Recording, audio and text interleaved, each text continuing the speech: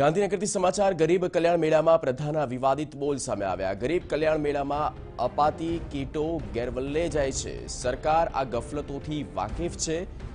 પ્રેક્ષા ભારતી ખાતે દિલીપ ઠાકોરે જાહેર મંચ પર આ નિવેદન આપ્યું।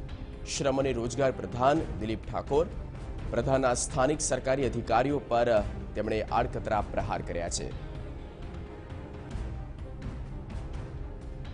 પ્રધાનના સ્થાનિક સરકારી અધિકારીઓ પર તેમણે આડકતરી રીતે પ્રહારો કર્યા। ગરીબ કલ્યાણ મેળા પ્રધાનના વિવાદિત બોલ સામે આવ્યા। શ્રમ રોજગાર વિભાગના મંત્રીશ્રીએ ગરીબ કલ્યાણ મેળામાં અપાતી કીટો ગેરધલ્લે થઈ જાય છે, એટલે કે જે વ્યક્તિઓને મળવું જોઈએ તે કીટ તેમને મળી નથી રહી। નિર્મલ દવે સંવાદદાતા ફૂલ લાઈન પર છે। નિર્મલ, શું કહેવું છે વિસ્તારથી દિલીપભાઈ ઠાકોરનું? બિલકુલ વિવાદિત નિવેદન ચોક્કસથી કહી શકાય કે તમે જોયું હશે કે થોડા સમય પહેલા પણ મુખ્યમંત્રી એક નિવેદન આપ્યું હતું કે મહેસૂલ વિભાગમાં સૌથી વધારે ભ્રષ્ટાચાર થાય છે।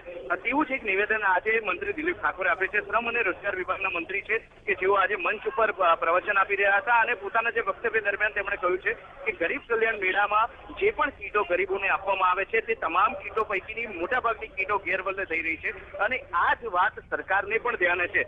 જોકે જે પણ વાત સરકારને ધ્યાને છે તે બાબતનો તેમણે આડકતરી રીતે સ્થાનિક સરકારી અધિકારીઓ પર આક્ષેપ કર્યો હોય તેમ ચોક્કસથી કહી શકાય। આ જે કીટો ગેરવલ્લે થઈ રહી છે તે કીટો ગેરવલ્લે ના થાય તે તમામ જવાબદારી પ્રજા ઉપર ઢોળી દેવામાં આવી છે।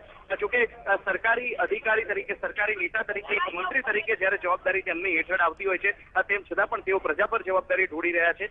આખરે આ જે વિવાદિત નિવેદન છે તેનો અર્થ શું કાઢવો તે વિશે બૌદ્ધિક વર્ગ ચર્ચા કરવા લાગ્યો છે। જી બિલકુલ નિર્મલ, આભાર આ સમગ્ર માહિતી અને પૂરી અપડેટ આપવા બદલ। તો જે પ્રકારનું નિવેદન સામે આવ્યું છે, નિવેદનને લઈને ક્યાંક વિરોધાભાસ જોવા મળી રહ્યું છે। સરકારના કાર્ય ક્ષેત્રને લઈને હવે આ નિવેદનને લઈને જોવાનું રહેશે કે તેના પ્રત્યાઘાત કેવા પડે છે।